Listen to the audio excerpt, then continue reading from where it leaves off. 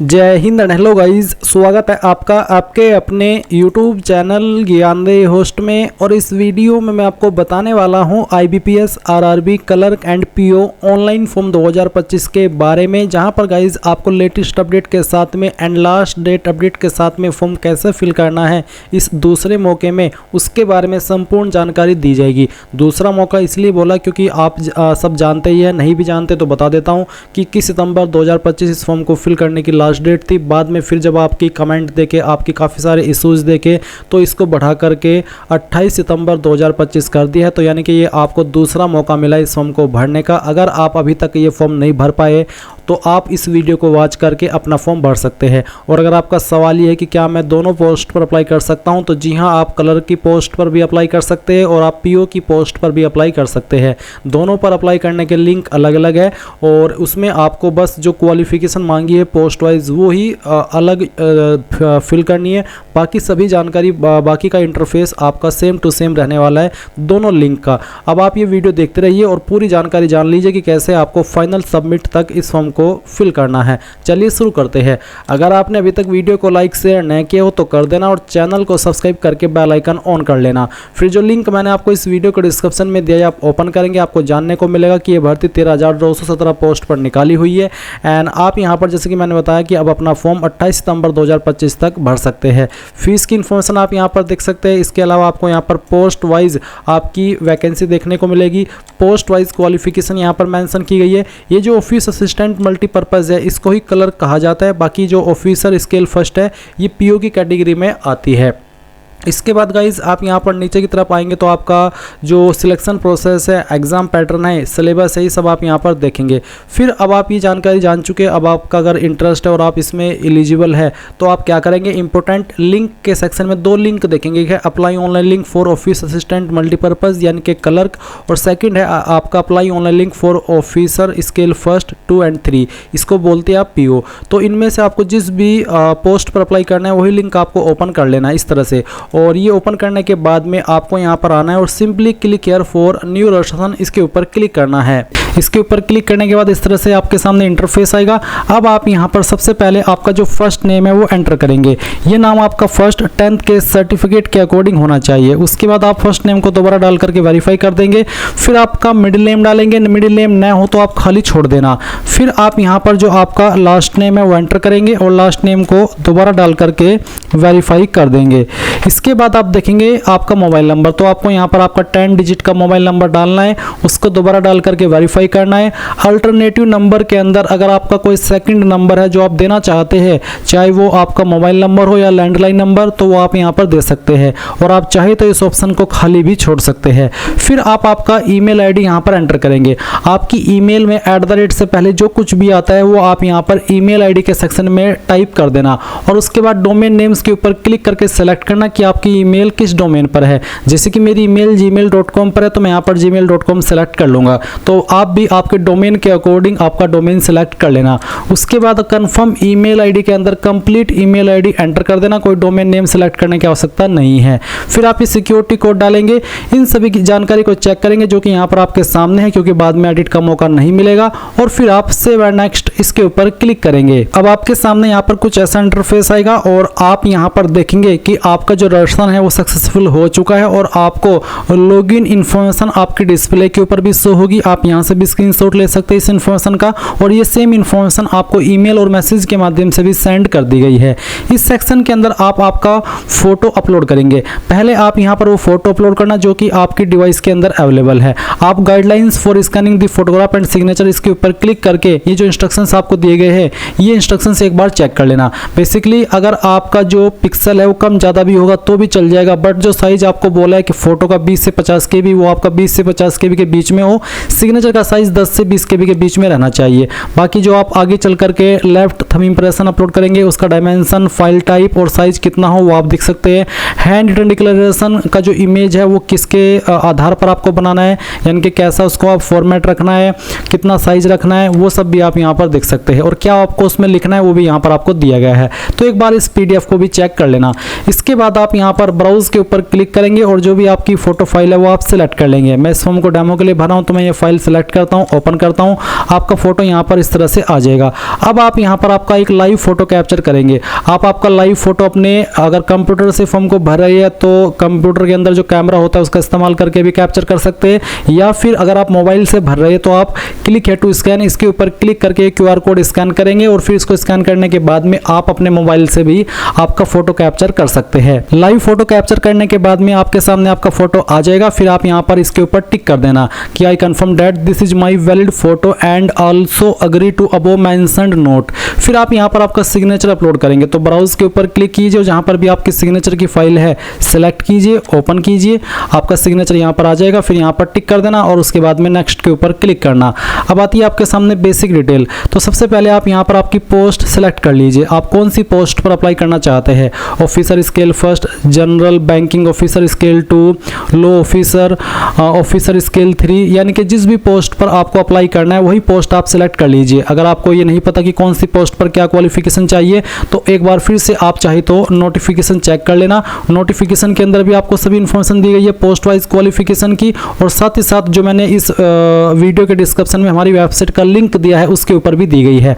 आप यहाँ पर पेज नंबर 16 पर देख सकते हैं ऑफिस असिस्टेंट मल्टीपर्पज़ पर अप्लाई करने के लिए क्या क्वालिफिकेशन चाहिए, आपको पूरी इन्फॉर्मेशन यहाँ पर बहुत ही अच्छे से दी गई है। तो आप एक बार इस इन्फॉर्मेशन को चेक कर लीजिएगा और उसके अकॉर्डिंग फिर आप यहाँ पर आपकी पोस्ट सिलेक्ट करेंगे। इसके बाद में आप यहाँ पर आपकी कास्ट कैटेगरी सेलेक्ट कर लेंगे, जैसे कि जनरल या फिर OBC NCL या फिर SC ST या EWS, तो जो भी है वो आप सिलेक्ट कर लेना। उसके बाद में एक सवाल है कि क्या आप विकलांग और आपकी विकलांगता 40% या उससे ज़्यादा है, अगर हाँ तो यस, नहीं तो आप नो करेंगे। फिर आप नीचे की तरफ आएंगे और यहाँ पर कुछ और सवाल आपको देखने को मिलेंगे। ये सवाल उन्हीं के सामने एक्टिव होंगे जो कि विकलांग है, क्योंकि ये सभी विकलांगता से जुड़े हुए सवाल है। फिर उसके बाद आप नीचे की तरफ आएंगे और एक और सवाल देखेंगे कि are you a person with specified disability covered under the definition of section 2S। Basically है कि क्या आप इस एक्ट के अकॉर्डिंग लिखने में असमर्थ है और आपको उसके लिए स्क्राइब चाहिए, अगर हाँ तो यस, नहीं तो आप नो कर देंगे। फिर सवाल आता है religion to which you belong, आपका रिलीजन कौन सा है वो आप यहाँ पर सेलेक्ट कर लेना। फिर उसके बाद क्या आप रिलीजियस माइनॉरिटी कम्युनिटी से बिलोंग करते हैं, अगर हाँ तो यस, और उसके बाद में नीचे आएंगे और देखेंगे आपसे पूछा है कि whether serving in government, quasi government, public sector undertaking including nationalised banks and financial institutions. अगर आप ऐसे कैंडिडेट जो कि यहाँ पर इनमें से किसी भी ऑर्गेनाइजेशन के अंदर काम कर रहे हैं तो यस कर देना, नहीं तो नो करेंगे। फिर क्या आप एक्स सर्विसमैन है, अगर हाँ तो यस, नहीं तो आप यहाँ पर भी नो कर देंगे। उसके बाद में नेशनलिटी के अंदर आप इंडियन सेलेक्ट कर लेंगे। फिर आपसे पूछे have you appeared for the CWE CRP RRB अर्लर, क्या आपने पहले भी ही इस वाली वैकेंसी के अंदर अप्लाई किया है जो कि एवरी ईयर आपकी निकलती है, अगर किया है तो यस कर देना, और यस करने के बाद में बताना है कि आपने कितने अटैम्प्ट दिए हैं और आपका जो इसके पहले का अटैम्प्ट था यानी कि लास्ट अटैम्प्ट आपका कौन सा था वो आप सिलेक्ट कर लेंगे। बट अगर आप फ्रेशर है, पहली बार ये फॉर्म भर रहे हैं तो आप इसमें नो कर देना। फिर आपसे पूछे state UT for which you want to apply for, कौन सी स्टेट के लिए आप अप्लाई कर रहे हैं वो स्टेट आपको सिलेक्ट कर लेनी है। उसके बाद में यहाँ पर आपको regional rural bank of the state वो आपको देखने को मिल जाएगा। और उसके बाद centre for preliminary exam preference first, तो जो आपका प्रीलिम एग्जाम होगा उसकी जो सेंटर की प्रेफरेंस है वो आप पहली चॉइस किसको देना चाहते हैं वो आप सिलेक्ट कर लीजिए। सेकंड चॉइस किसको देनी है वो आप सिलेक्ट कर लेंगे। थर्ड फिर उसके बाद है मेन एग्जाम की प्रेफरेंस, तो आपको मेन एग्जाम की पहली प्रेफरेंस किस सिटी को देनी है वो आप सिलेक्ट कर लीजिए, और सेकंड प्रेफरेंस किसको देनी है वो भी आप सिलेक्ट कर लीजिए। फिर पूछा kindly indicate medium of paper, किस लैंग्वेज में आप पेपर देना चाहेंगे वो लैंग्वेज आप सिलेक्ट कर लीजिए। English and Hindi, English and Urdu, आपकी स्टेट के ऊपर जो लैंग्वेज एप्लीकेबल होती है उन्हीं के ऑप्शन आपको देखने को मिलेंगे, आप आपकी चॉइस के अकॉर्डिंग सेलेक्ट कर लेना। फिर आप I intend to bring the following ID इसके ऊपर टिक करना, और फिर यहाँ पर इनमें से कोई एक आईडी आप सिलेक्ट कर लेना। जो भी आईडी आप सिलेक्ट करते हैं फिर उसका नंबर आपको आईडी प्रूफ नंबर के अंदर डाल देना है। इसके बाद जो आपकी डेट ऑफ बर्थ है वो आप सिलेक्ट कर लेंगे, पहले डे, फिर मंथ, और जो आपका ईयर है वो आप सिलेक्ट कर लीजिएगा। फिर आपको आपका जेंडर बताना है। जेंडर बताने के बाद में आप आपका मैरिटल स्टेटस बताएंगे जो भी है। उसके बाद में यहाँ पर आपका आधार कार्ड का नंबर डालेंगे। फिर कंसेंट टू आधार वेरिफिकेशन, इसमें आप यस कर देंगे। पैन कार्ड का नंबर डाल देंगे। फिर पूछेगी कि आप जुड़वा भाई बहन है, अगर हाँ तो यस, नहीं तो आप नो करेंगे। फिर यहाँ पर गाइज आप नीचे की तरफ देखेंगे फादर नेम और फिर आपका मदर नेम, तो आप दोनों चीज़ें यहाँ पर डाल दीजिएगा। एड्रेस फॉर कॉरेस्पॉन्डेंस यानी कि प्रेजेंट एड्रेस, तो जो भी प्रेजेंट एड्रेस है वो आप लाइन 1, 2, 3 के अंदर थोड़ा थोड़ा पार्ट आपके एड्रेस का डाल देंगे। और एड्रेस डालते समय कोई स्लैश, कोई कोमा या स्पेशल कैरेक्टर लगाने की आपको आवश्यकता नहीं है, नहीं तो एरर आता रहेगा। उसके बाद आप आपकी स्टेट सेलेक्ट करेंगे, फिर आपकी जो भी डिस्ट्रिक्ट है वो डिस्ट्रिक्ट आप सेलेक्ट कर लेंगे एंड देन जो आपका पिन कोड है वो भी आपको यहाँ पर डाल देना है। इसके बाद आता है permanent address, same as correspondence address. तो अगर आपका प्रेजेंट और परमानेंट एड्रेस सेम है तो आप यहाँ पर इस बॉक्स को टिक कर देना। उसके बाद आप यहाँ पर नीचे की तरफ देखेंगे choose the address for GST invoicing, किस एड्रेस के ऊपर आप अपनी एप्लीकेशन फीस की स्लिप भेजना चाहते हैं वो आप सेलेक्ट कर लीजिए। उसके बाद आप यहाँ पर नीचे सेव एंड नेक्स्ट के ऊपर क्लिक करेंगे। अब आपके सामने क्वालिफिकेशन, एक्सपीरियंस और लैंग्वेजेस का सेक्शन आ चुका है। आपकी क्वालिफिकेशन 21 सितंबर 2025 तक कंप्लीट हो जानी चाहिए। तो सबसे पहले आप यहाँ पर 10वीं की इन्फॉर्मेशन भरेंगे, 10वीं आपने किस बोर्ड के द्वारा की है उस बोर्ड का नाम आपको यहाँ पर लिखना होगा। उसके बाद में कब आपने आपकी 10वीं पास कर ली थी उस साल आप यहाँ पर सेलेक्ट कर लेंगे, पहले आपका मंथ और फिर आपका जो ईयर है वो, और उसके बाद में आप आपकी यहाँ पर डेट भी सेलेक्ट कर लेंगे। उसके बाद परसेंटेज कितनी थी वो आप यहाँ पर डाल देंगे। अगर आपके नंबर CGPA के अंदर है तो आप उनको परसेंटेज में कन्वर्ट करके फिल करेंगे। क्लास आपकी क्या है वो आप सेलेक्ट कर लीजिएगा। फिर यहाँ पर आती है ग्रेजुएशन या उसके बराबर की योग्यता, तो name of the board, university या इंस्टीट्यूट, तो जहाँ से भी आपने की है आपकी ग्रेजुएशन उसका नाम आपको यहाँ पर एंटर करना है, पूरा नाम आप यहाँ पर डाल देना। फिर आपके पास इनमें से कौन सी डिग्री, अगर इनमें है तो आप यहाँ से सेलेक्ट कर ले, इनमें नहीं है तो अदर्स के ऊपर क्लिक करके खुद से अपनी क्वालिफिकेशन का नाम एंटर कर दे। अगर इन्हीं में है तो आप यहीं से सेलेक्ट कर लेना। उसके बाद में बताना कि कौन से स्पेशलाइजेशन के अंदर है, अगर आपका स्पेशलाइजेशन यहाँ पर आ रहा है तो अच्छी बात है, नहीं तो अदर्स के ऊपर क्लिक करके खुद से उसको फिल कर देना। फिर आप यहाँ पर डेट ऑफ पासिंग बताएंगे, आपकी परसेंटेज और मार्क्स, और फिर आपकी क्लास ग्रेड क्या है वो भी आप दे देंगे। सेम वे में अगर आपके पास PG डिग्री है तो आप PG डिग्री की जानकारी भर देंगे, कोई प्रोफेशनल क्वालिफिकेशन है तो उसकी जानकारी भी आप भर सकते हैं। फिर एक सवाल है कि whether local language of the state selected was studied in standard 8 और any level above standard 8 in government recognized board of education school और having any certificate to the effect for standard 8 और any level above standard 8। Basically उन्होंने इतनी भसड़ इसमें line में फैलाई है, but इसका सिंपल सा मतलब मैं आपको बता दूं कि आपकी स्टेट की जो भी लोकल लैंग्वेज है, क्या वो आपने 8वीं कक्षा के अंदर या फिर किसी हायर क्वालिफिकेशन जैसे कि 10वीं 12वीं या कोई अन्य हायर क्वालिफिकेशन उसमें पढ़ी है वन ऑफ सब्जेक्ट के रूप में।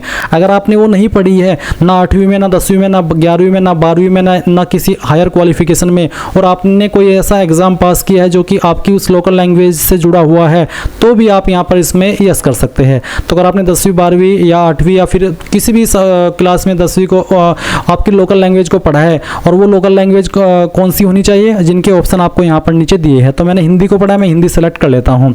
फिर सवाल पूछेगी कि आपको कंप्यूटर की नॉलेज है, अगर हाँ तो यस, और उसके बाद में आप बताइए कि आपको किस तरह से नॉलेज है, सर्टिफिकेट है कंप्यूटर में, या फिर डिप्लोमा है, या फिर डिग्री, या फिर आपने 10वीं के अंदर एज ए सब्जेक्ट पढ़ा है, या फिर IT एज ए सब्जेक्ट, तो जो भी है वो आप यहाँ पर सिलेक्ट कर लेना।